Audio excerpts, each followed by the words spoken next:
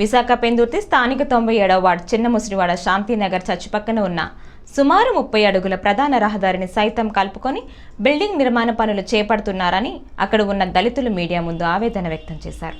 రోజు అటువైపుగా వెళ్లే వాహనదారులకు మరియు స్కూల్ పిల్లలకు ఇబ్బందులకు గురవుతున్నారని దళిత నాయకులు తెలిపారు. ప్రస్తుతం స్థానిక బిల్డర్ రోడ్డును సైతం ఆక్రమించి బిల్డింగ్ పిల్లర్స్తో కట్టడాలు చేపడుతున్నారని, తక్షణమే వాటిని జీవీఎంసీ అధికారులు వచ్చి పిల్లర్స్ను తొలగించాలని వారు డిమాండ్ చేశారు. తక్షణమే టౌన్ ప్లానింగ్ అధికారి అక్కడికి చేరుకొని అక్రమ కట్టడాలను తొలగించారు.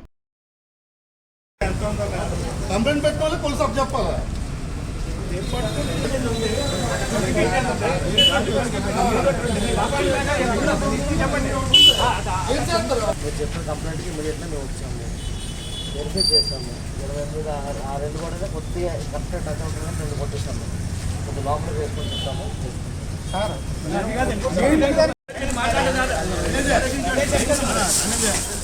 భీమ్ కూడా వచ్చింది.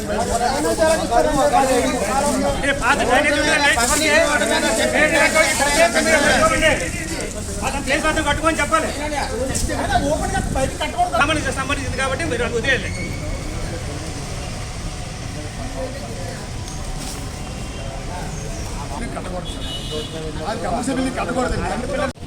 దళితులకు గత 50 సంవత్సరాల క్రితము ఇచ్చిన స్థలం అండి.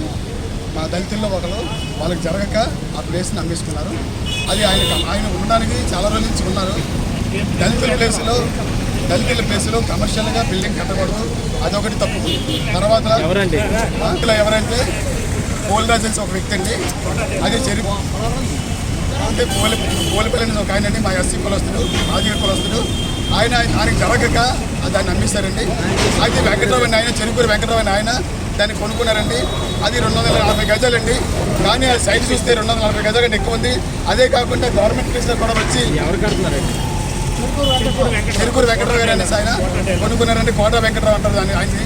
ఆయన కొనుక్కున్నారండి. 240 గజాలు ప్లేస్ అండి అది. కానీ 240 గజాల కంటే ఎక్కువ కట్టుకున్నారు. అదే కాకుండా కాలం మళ్ళీ రోడ్డు మీద కూడా వచ్చి సెఫ్టీ ట్యాంక్ కడుతున్నారండి. దీన్ని మరి మాకు దళితులకు సహాయం చేయవలసిందిగా అధికారులు మేము కోరుకుంటామండి. చాలామంది ఈ ప్రాంతంలో నివాసం చేస్తున్నారు కొన్ని సంవత్సరాలుగా. మరి ఈ ప్రాంతంలో కోట వెంకటరావు అనేటువంటి వ్యక్తి మరి ఈ యొక్క ఎస్సీ కాలనీలో దళితుల కాలనీలో ఉన్నటువంటి ఈ యొక్క గ్రామంలో ఇంత భారీ వాణిజ్య సముదాయపు బిల్డింగ్కి మరి అనుమతులు ఎలాగ వచ్చినాయో ఏమిటనేటువంటి మాకైతే తెలియదు. మరి అధికారులని కొంతమంది వ్యక్తులు ప్రలోభాలు గురి చేసి బిల్డింగ్లు కట్టేటువంటి పరిస్థితులు మేము చూస్తున్నాం. ఆయన ప్రిమిసెస్లో కట్టుకుంటే ఎటువంటి ఇబ్బందికరమైన పరిస్థితులు అయితే మాకు ఏమాత్రము లేవు. కానీ ఇక్కడ అనేక మంది నిత్యమో ఇటువైపు రెండు వైపులు స్కూల్స్ ఉన్నాయి, ఇటువైపు అనేక మంది వాహనాలు కూడా రాకపోకలు జరుగుతున్నాయి. ఈ పెందుర్తి టెంపుల్స్ ఉన్నాయి. అనేకమైనటువంటి వ్యక్తులు కూడా చిన్న చితక వ్యక్తులు కూడా వెహికల్ వాహనాలు రాకపోకలు చేయడానికి ఇదే రోడ్డు మెయిన్గా ఏర్పడింది.